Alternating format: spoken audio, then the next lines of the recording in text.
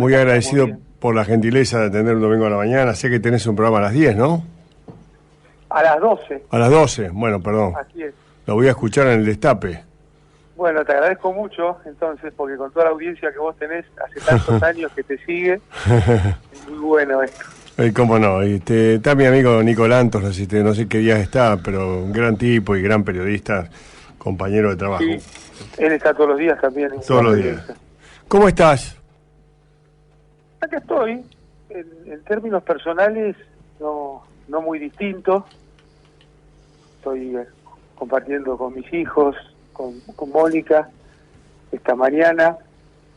Y bueno, en términos, digamos, de otro baldazo del sistema del Poder Judicial sobre la República y la democracia argentina, ¿no? Hay todo un sistema de información que dice, perdón, voy a reproducir lo que dicen, solo porque vos ya me conocés. Delincuente, ¿sí? Se lo merece, está condenado, se terminó, la Corte Suprema, no hay más que hacer, yo qué sé, qué vamos a hacer, bla, bla, bla, da por hecho y terminado. Y hay toda otra parte que discute qué pasó hasta entender la verdad, digamos. ¿Cómo se entiende, digamos, qué pasó ahí? ¿Qué se puede decir? ¿Qué se puede saber? Bueno, nosotros sabemos que en Argentina el poder más desprestigiado de todos es el Poder Judicial. Y eso no pasa de un solo lado, sino que pasa de todos los lados.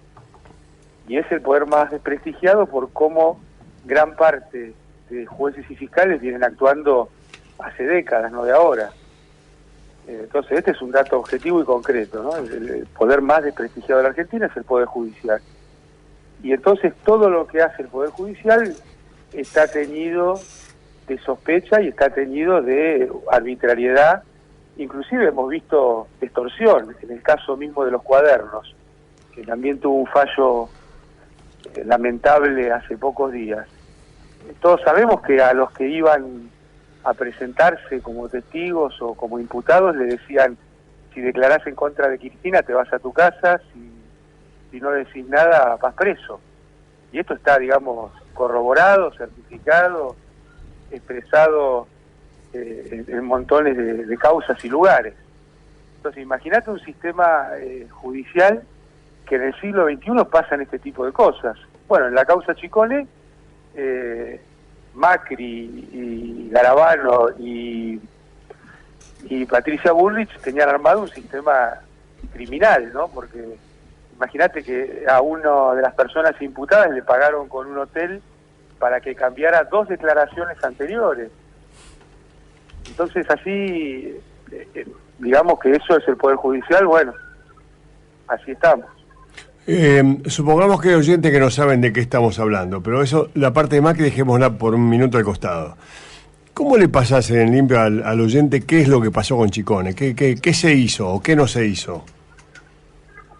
¿Qué se hizo? Que se me involucró a mí en una cuestión en la cual yo no tuve una sola actuación, que fue la compra de un grupo empresario a otro grupo empresario de la imprenta de seguridad de la República Argentina, que finalmente terminó en manos del Estado, como yo creo que debería haber estado siempre.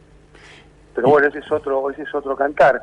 Y en un proceso desde el año 2011 hasta ahora, bueno, cuando hay una sentencia de 900 páginas es porque muy bien no se puede explicar, ¿no? Hubo una parodia de juicio oral y una parodia de sentencia para convalidar una sentencia mediática que ya estaba en el año 2012 y que tenía que ver con intentar sacarme a mí de la cancha, cosa que de ninguna forma va a suceder, porque yo estoy convencido que la política no es tener un cargo público.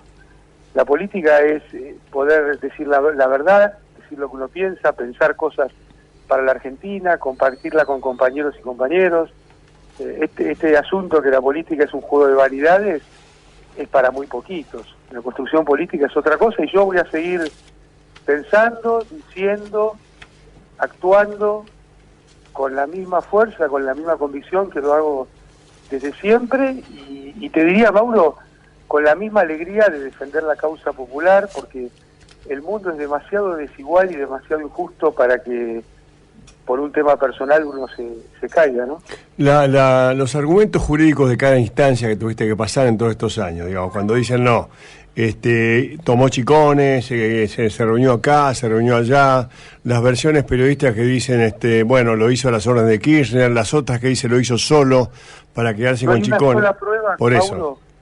En el expediente no hay una sola prueba de todas estas cosas, son dichos. Son dichos. Y dichos de interesados. Pero cuando han cruzado los teléfonos, cuando han cruzado incluso las celdas de los teléfonos, se desbarata todo. Se desbarata todo y como te digo, no hay una sola prueba. Tal es así que el juicio oral, que el presidente del tribunal era el señor Bertuzzi. Sí. Bertuzzi, vos sabés que es uno de los tres jueces que cuando lo llamó el Senado no fue. Porque hubo 10 pliegos que el presidente de la Nación mandó al Senado, de los cuales 7 jueces fueron. 3 que no podían explicar sus actuaciones no fueron. Y le pidieron a la Corte que a ellos no se les aplique la Constitución, ponerse por encima de la Constitución. Bueno, uno fue Bertuzzi. Y este tema de Bertuzzi ya viene de largo, porque cuando fue la sentencia, en los medios de gran tirada, venía saliendo que a Bertuzzi le iban a premiar mi sentencia y detención con un ascenso a la Cámara Federal. Y nosotros se lo dijimos, que él no podía ser juez porque esto estaba saliendo en los diarios. Y bueno, obviamente que Macri le pagó con el ascenso a la Cámara Federal y ahora Bertuzzi pide que no se le aplique la Constitución justamente para hacerse de ese pago en forma permanente. Eso fue lo que pasó y no es una opinión, lo leímos en La Nación, en Clarín, los 15 días previos a la sentencia. Y Amado, ¿esta decisión de la Corte cómo llega? Bueno, lo que la Corte dice es no queremos opinar, porque se llama un artículo 280 en el cual dice no opinamos, o sea, queda convalidado el octavo, pero no hay una justificación ni un porqué. Quizás sea porque en la Corte no hay ningún penalista, no hayan querido meterse en el tema, no sé. Pero también está claro, mirá, en la presentación a la Corte hay 2 opiniones que para mí, más allá del gusto personal, son muy importantes en términos técnicos. Una, la de Raúl Zaffaroni, que presentó un escrito explicando por qué no había delito, y otra de Julio Mayer, que es también uno de los penalistas más importantes de Argentina, que lamentablemente falleció, tratando todo este tema de las decisiones de declarar bajo el sistema del arrepentido. Demoledora con respecto a Andrés, demoledora. Bueno, tampoco fueron escuchadas estas opiniones que se presentaron como amicus curiae. Sí. Entonces, bueno, así andamos. Yo voy a seguir intentando, porque nunca, yo no me presenté a una indagatoria, nunca me escondí, nunca, cada vez que fui citado, inclusive para ir detenido, lo hice.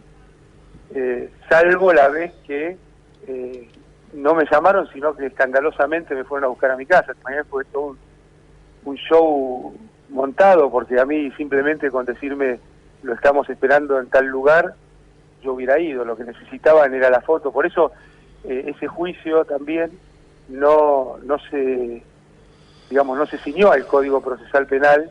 Imagínate que Bertuzzi empezó el juicio sin tener el expediente en el tribunal, sino que muy por el contrario tenía que ver con las necesidades electorales de Macri. Está bien, para seguir un poco y un minuto más con la gente y no te saco mucho tiempo más, sé que tenés que hacer. Con la imprenta, ¿qué pasó físicamente? ¿Quién la tuvo? Hoy la tiene el Estado. ¿A partir de qué cosa la tiene el Estado? Que se estatizó en el año, Perfecto. Creo que fue 2012. Entonces, en el marco de todo esto se tomó la decisión de que la imprenta fuera estatizada. Perfecto. ¿Y los dueños de la imprenta qué dijeron? Uno de ellos está detenido. ¿Sí?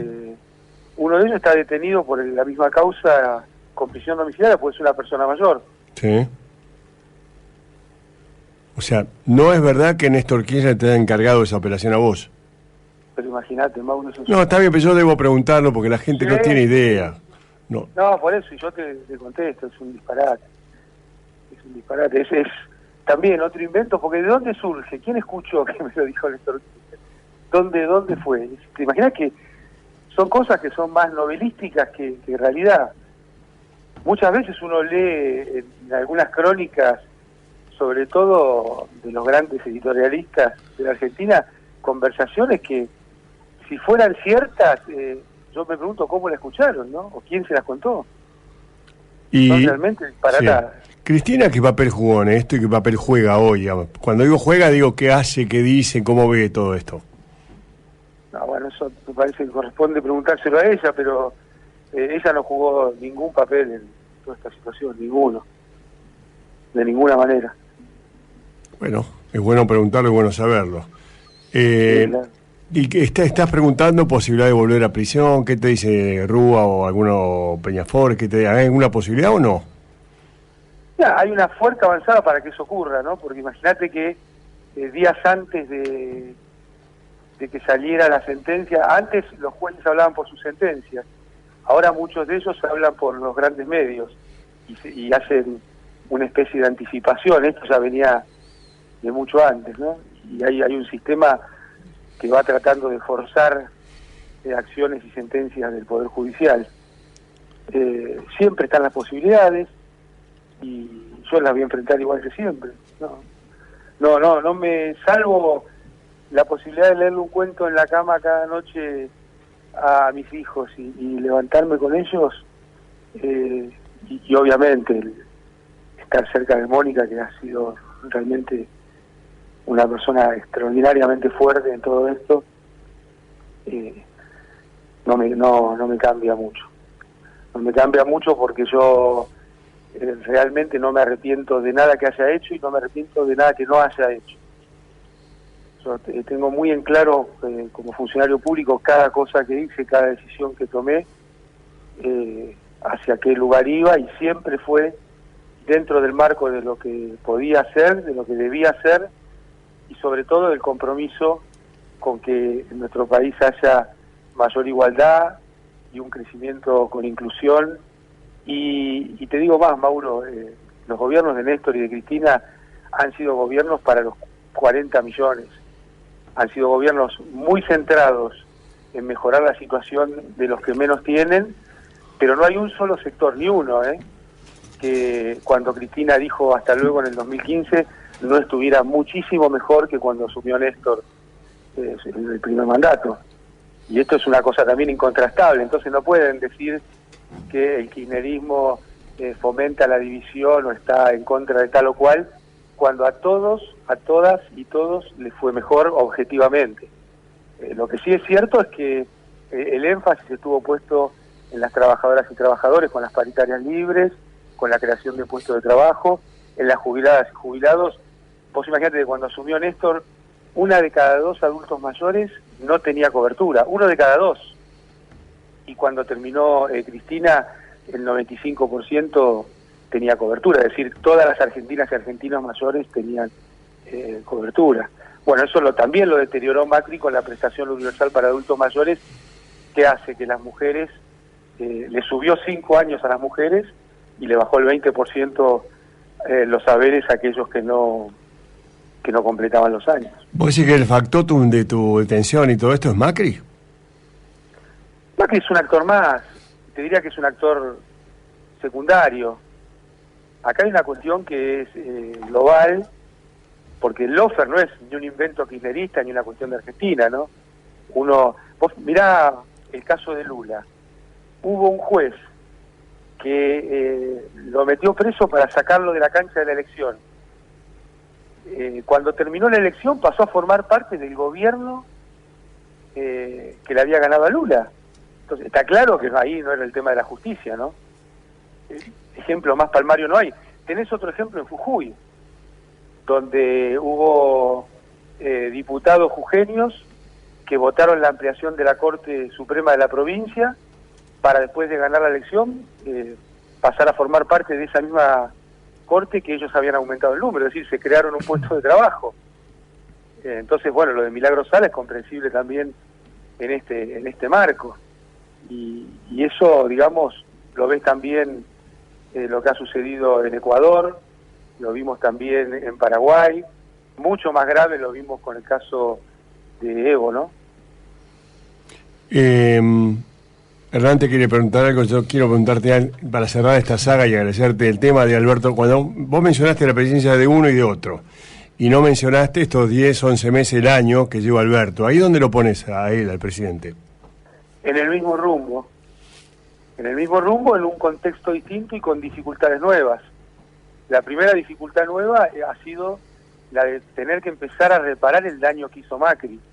Porque así como, Mauro, te dije que no hay ni un sector, ni una variable que no estuvieran mejor cuando Cristina terminó que cuando Néstor empezó, te diría que en los 4 años de Macri no hay una sola variable objetiva que haya estado mejor. Porque vos fijate, tarifas, salarios, jubilaciones, endeudamiento, tasa de interés, nivel de inversión, PBI, déficit fiscal, inflación, pobreza, todo en 4 años se potenció para mal de una forma monstruosa. El daño que ha hecho Macri es muy difícil de reparar. Imagínate que hoy Argentina es el peor país del mundo como deuda al Fondo Monetario. No uno malo, el peor, ¿me entendés lo que te digo? Sí, sí. De los casi 190 países que forman parte del Fondo Monetario, Argentina es el peor de todos. Bueno, eso es acción de Macri.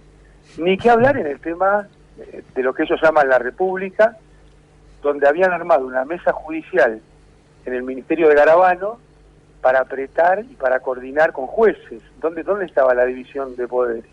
El uso... Vos sabés que hay una causa que está muy avanzada y tapada por el tema de el espionaje en las cárceles. Sí. Donde grababan a las abogadas, a los abogados, sí, claro, a los familiares. Es un tema que realmente un Estado muy deteriorado y muy represor, ¿no? Que en Argentina eso, bueno, se suponía que no existía más. O el espionaje a Cristina, al Instituto Patria. Sí, bueno, quizá eso, para quienes han estado de acuerdo con la represión en otras épocas, no sea importante. Me parece que en el Estado de Derecho y en la República no debieran existir ese tipo de cosas, ¿no? Con tu permiso, cierra esto Hernán Decher, por favor. ¿Qué tal, Amado? ¿Cómo estás? Buen domingo. Hola, Hernán, ¿cómo estás? Bien, muy bien. Amado, vos relatabas toda esta situación. ¿Vos crees que, quizás más en el plano político, está ligado a tu rol trascendente en lo que ha sido la estatización del sistema previsional?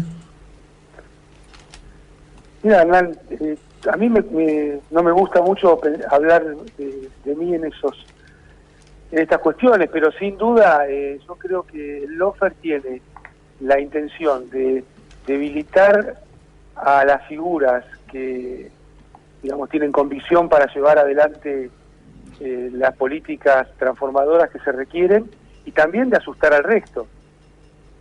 Este es un rol que, bueno, está establecido de esa manera. Entonces, el Lofer es una forma de condicionar al sistema democrático.